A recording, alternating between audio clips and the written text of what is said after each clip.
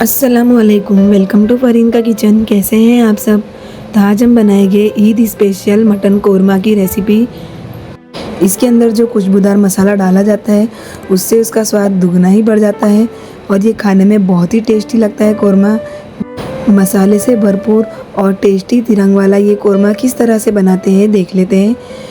तो देखिए, अगर वीडियो अच्छी लगे तो वीडियो को लाइक और शेयर ज़रूर कीजिएगा और चैनल को सब्सक्राइब नहीं किया है तो प्लीज़ सब्सक्राइब कर दीजिएगा। अब देखिए, यहाँ पर मैंने 500 ग्राम बकरे का गोश्त ले ली हूँ और इसे 2 से 3 पानी से अच्छे से धो ली हूँ, साफ़ कर ली हूँ और इसका सारा पानी भी निकाल ली हूँ। तो अब ये कोरमे के अंदर जो खुशबूदार गरम मसाला डाला जाता है ना, वो मैं आपको बता दूँ। तो देखिए, यहाँ पर मैंने 10 से 12 काली मिरी ले ली हूँ और 1 चम्मच भरकर ली हूँ शाहजीरा। तो देखिए, अगर आपके पास शाहजीरा ना हो ना तो आप इसकी जगह पर 1 चम्मच नॉर्मल ज़ीरा भी ले सकते हो। 4 से 5 लौंग ली हूँ और 4 हरी इलायची ले ली हूँ और थोड़े से जायफल को मैंने टुकड़े में कट करके ले ली हूँ।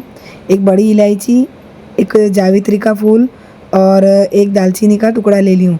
अब ये सारे खड़े गरम मसाले हम पैन में भून लेंगे, इससे बहुत ही खुशबूदार हमारा मसाला बनकर तैयार होगा। तो देखिए, गैस के ऊपर एक पैन रख दी हूँ मैंने और इसे हल्का सा रोस्ट करेंगे हम, ज़्यादा नहीं। बस ये थोड़ा सा ड्राई हो जाए ना, बस थोड़ा सा ये मसाला हमारा भून जाए, बस 1 मिनट तक हम इसे धीमी आंच पर भून लेंगे।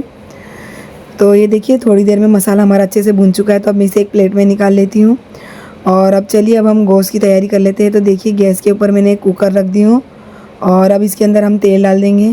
तो मैं यहाँ पर 5 से 6 चम्मच जितना तेल डाल दूँगी। तो देखिए, ये कोरमा है ना, तो उसके अंदर थोड़ा ज़्यादा ही तेल डाला जाता है, तो उससे ही हमारे जो कोरमे के अंदर टेस्ट भी बहुत बढ़िया आता है और ऊपर से तरी भी बहुत ही बढ़िया आती है। तो देखिए, इस चम्मच की माप से, इस पल्ली की माप से मैंने यहाँ पर 6 पल्ली तेल डाल दी हूँ और तेल को हम अच्छे से गर्म होने देंगे। तो देखिए, यहाँ पर तेल जो है वो हमारा एकदम अच्छे से गर्म हो चुका है। तो अब इसके अंदर हम प्याज डाल देंगे। तो मैंने यहाँ पर प्याज को बारीक बारीक कट कर ली हूँ, बिरस्ता बनाते हैं ना, बिल्कुल वही तरह से मैंने एकदम बारीक बारीक स्लाइस में से कट कर ली हूँ। हमें इसका बिरस्ता बनाना है। तो अभी प्याज को हमें चलाते रहना है और इसे अच्छे से क्रिस्पी होती है, गुलाबी गोल्डन होती है, वहाँ तक इसे हमें अच्छे से चलाते रहना है।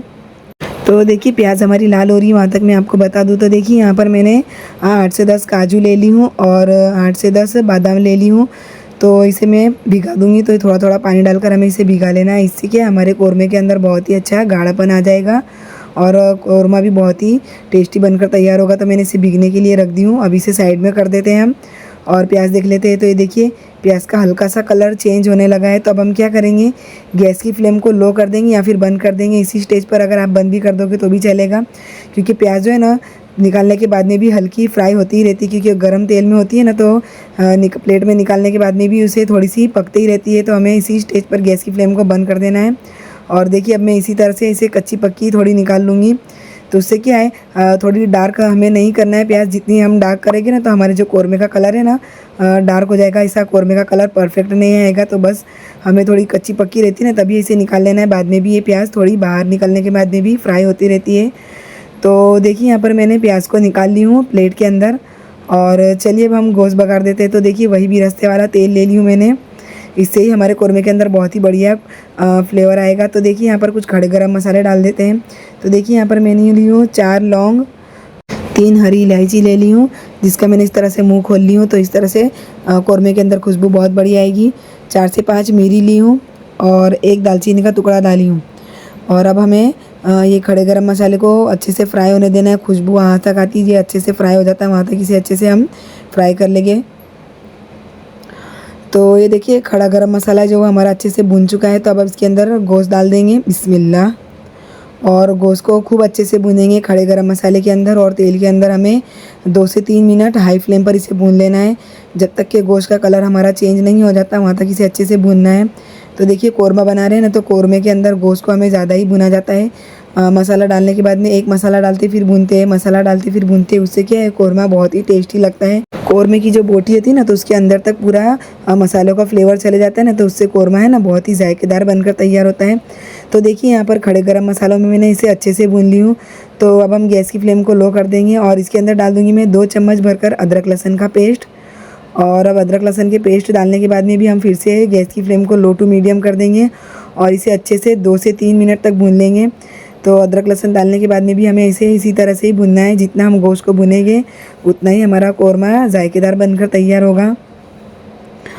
तो देखिए यहाँ पर अदरक लहसुन के अंदर भी मैंने इसे खूब अच्छे से भून ली हूँ और अदरक लहसुन का मसाला जो है वो भी हमारा अच्छे से पक चुका है। तो अब हम इसके अंदर कुछ सूखे मसाले डाल देंगे।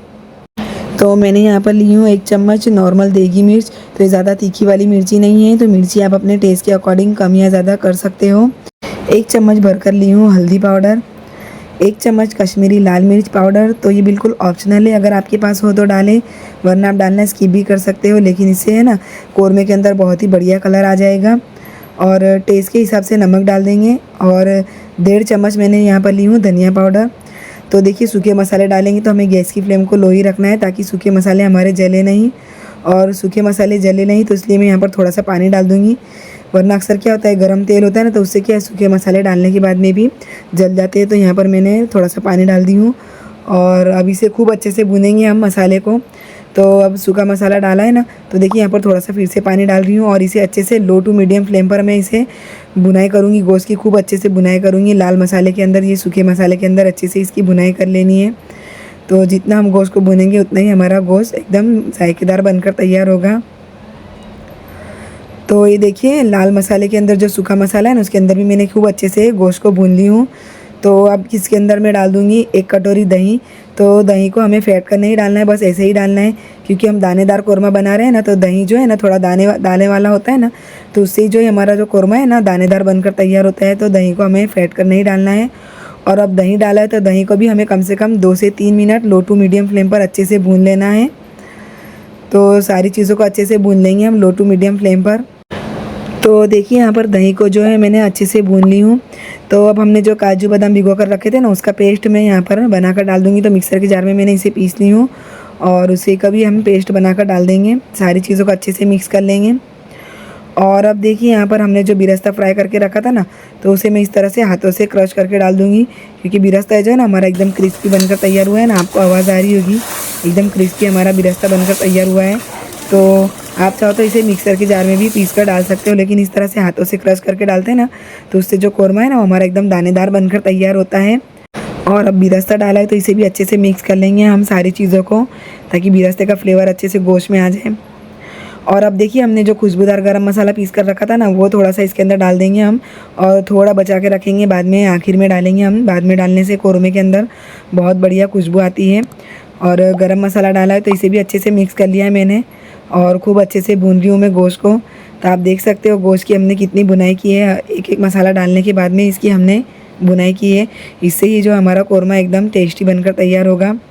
तो देखिए सारी चीज़ों को मैंने खूब अच्छे से भून लिया है। तो अब हमने जो काजू बादाम का पेस्ट बनाया था ना, वो मिक्सर के जार को धोकर थोड़ा सा पानी डाल दूँगी मैं, और सारी चीज़ों को अच्छे से मिक्स कर लेंगे।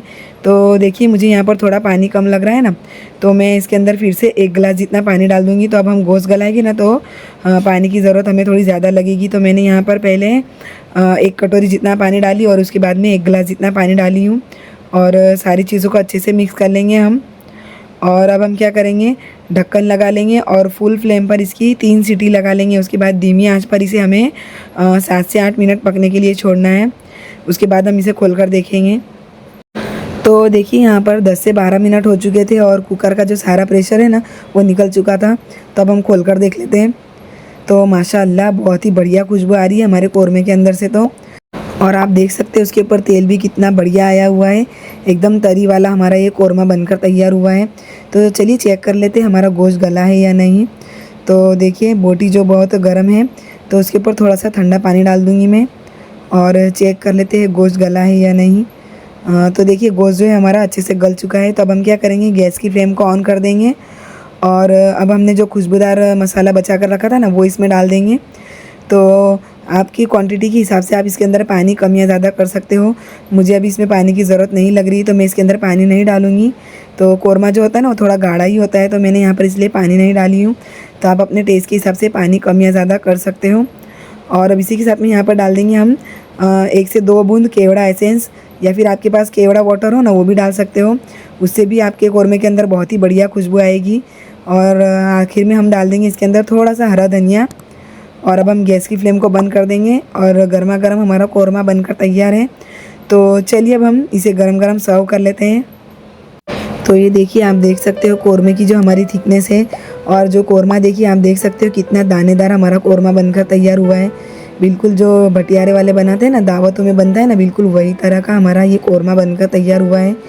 और टेस्ट में तो आप यकीन नहीं मानोगे, हमारे पूरे घर में महक आ रही है और पूरे घर में खुशबू आ रही है। इतना टेस्टी हमारा ये मटन का कौरमा बनकर तैयार हुआ है, और बोटी के अंदर पूरा पूरा मसालों का फ्लेवर आ गया। इतना टेस्टी हमारा ये कौरमा बनकर तैयार हुआ है। आप चाहो तो इस कौरमे को चावल के साथ में भी खा सकते हो, या फिर तंदूरी रोटी के साथ में भी खा सकते हो। मैंने यहाँ पर थोड़े से चावल भी बनाई हूँ और बाद में तंदूरी रोटी भी है। तो ये तंदूरी रोटी के साथ में भी खाने में बहुत ही टेस्टी लगता है, और चावलों के साथ में भी बहुत ही बढ़िया लगता है ये कौरमा चावल। तो वीडियो अच्छी लगे तो वीडियो को लाइक और शेयर ज़रूर कीजिएगा, और चैनल को सब्सक्राइब नहीं किया है तो प्लीज़ सब्सक्राइब कर दीजिएगा, और आपकी दुआ में हमें भी याद रखिए। मिलते हैं अगली वीडियो में एक नई रेसिपी के साथ इंशाअल्लाह। तब तक के लिए अस्सलाम वालेकुम।